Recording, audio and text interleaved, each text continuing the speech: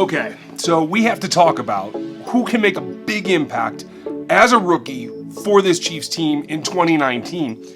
This is the guy we got to start with.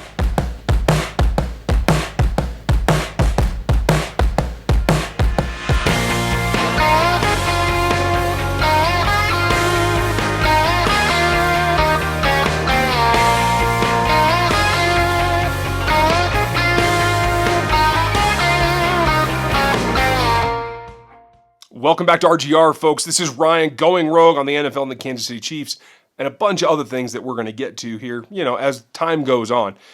Make sure you check out the RGR podcast channel as well. All the Locked On Chiefs stuff is over there, and that's where the new beer podcast is going to go as well. And that's not the only changes that are going on. I have some other things cooking, but it actually reminds me of a minute. Do you guys want to see any behind the scenes? Let me know in the comments if you want to see some behind the scenes videos here or over on the podcast channel. Got some new equipment, going to work on some lighting and some things. Going to try to focus on some of that on the other side. So let me know here or if you want me to do it on the other channel. We got to talk about who has a chance to make an impact. And I'm going to go over, I'll have a top 5 list of the rookies to watch here coming in the next week or two. But this is going to be kind of a shorter, tighter video just because it's a holiday weekend.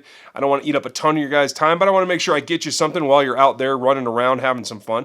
One guy in particular really looks like he can be a difference at a position that the Chiefs have needed some help with, especially in terms of making plays for quite a while. Now, Juan Thornhill is a guy that the Chiefs brought in specifically because of his ball skills. And when you look back at his career at Virginia, 13 interceptions, 26 PBUs in 3 years on the field. Didn't play but a couple of games as a freshman, mostly special teams, that kind of thing. You look at how he plays, though. He can roam around. He can do a little bit of everything. Eric Eager pointed out with me on the Locked On Chiefs podcast, and you can check that out, about how he liked him playing in the box and being productive down there, getting some touches on the ball, even at that level. But the Chiefs and I seem to all prefer him at the back of the defense, where he can come up, roam, and use his instincts. He tracks the ball very well. He can play that center field and really cover sideline to sideline. You see him make a couple of plays, and really the difference is they haven't had that in quite a while. And that's the key for Juan Thornhill is, can he be that guy that, Ron Parker came in and made a couple of plays his first season, especially on that blitz against Tony Romo, I think it was, where he caused a fumble, got the whole 9 yards. Made a couple of picks here and there, was instrumental in the benching of Peyton Manning, so let's all remember that one fondly. But beyond that, really, really low-end playmaking ability in the safety group for the last couple of seasons. Dan Sorensen made a few plays, as much grief as I give him, from that kind of robber box role at a couple of times. And that's not discounting last season's where, there was clearly a complete lack of communication between Derek Carr and Jared Cook there on a big play. But give him credit for making a few. I do give him begrudgingly a little bit of credit. But beyond that, Eric Murray had one really nice interception in the last couple of years. But overall, it's been a drought of playmaking ability, especially ball-making ability, from the safety group. And that's something that they specifically are looking for and specifically can use him for, because he has to have the ability to kind of play at the back so that Tyrann Mathieu can make the most out of his game and be the full-on honey badger that we're expecting to see. And he really also is best in that robber role, not a box safety. He's undersized for that, but he can come in, and I've shown you film in the past, and I'll link that up in the notes or down there in the notes and up there in the cards or wherever it goes. Mathieu can definitely play tight ends, even though he's only 5'9", uses his athleticism to move around the tight end and make some plays. Can definitely cover slot receivers as a safety and just drop down there fairly naturally. But when you do that, you leave the back end of the defense where it has to be covered by a guy that has range and instincts and the ability to make plays on the ball. And that's what Juan Thornhill brings to the table. And remember these two names, Juan Thornhill and Tyrann Mathieu, as far as a safety tandem. You will see these guys picking off footballs all over the football field this year. Now, he's a rookie, so there's going to be a little bit of learning there. How susceptible is he to eye movement?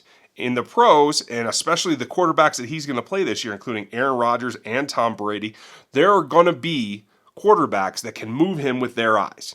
That's going to be very important for him to learn, and learn fairly quickly. I think the beginning of the season is probably a little bit easier on him, gives him some time to progress. But Juan Thornhill's a guy that not only do the Chiefs need to rely on, the whole team does in order to solidify what's in the back of that defense. And I, for one, think that he can do it. He is going to be on that top 5 list, like I said, coming next week.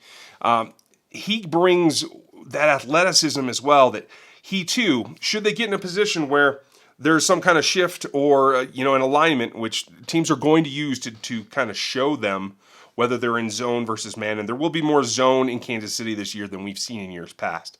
But there will be situations where you're going to start, especially in a cover 2 shell, looking at both safeties middle deep, not extremely deep, but kind of a split safety look where if there's motion and they do have to take that you're going to see them switch with Mathieu going to the back, and Thornhill's going to have to come up and either cover a slot or cover a tight end and get closer to the line of scrimmage.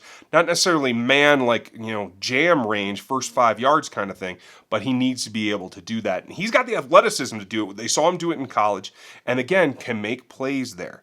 The end-all, be-all about this, even though he's a rookie that's going to start in the backfield, is that he's a guy that can make plays on the ball and give the ball back to Patrick Mahomes. And at the end of the day, that's what everybody's job is on defense. Stop the offense and get the ball back in Mahomes' hands. So I'm looking forward to seeing what he does. He's very excitable. It looks like he's going to bring a lot of energy, and that's something this defense desperately needs as well. We've heard a lot of talk about how it's changed, and I'll have another video on Spagnuolo and the whole change going into the defense before we get to camp. So that's it. Happy 4th of July. I hope you guys are having a good holiday. I certainly am. I appreciate everything you guys have been doing for me. Let me know what other topics you want to hear about. Leave your comment below and start the conversation. Leave a thumbs up if you like what this video is and what I'm doing. And if you're new here, hit the subscription and hit the bell notification so you can get notified when I do a video or do a live Q&A and all that. There's more coming. There's more things that'll happen once we hit 10,000 viewers. So share the videos, share the channel with your friends. I'd appreciate it all very much. We're closing in on camp and I'm getting pretty pumped. So thanks for listening today. Check out these videos and I'll talk to you next time.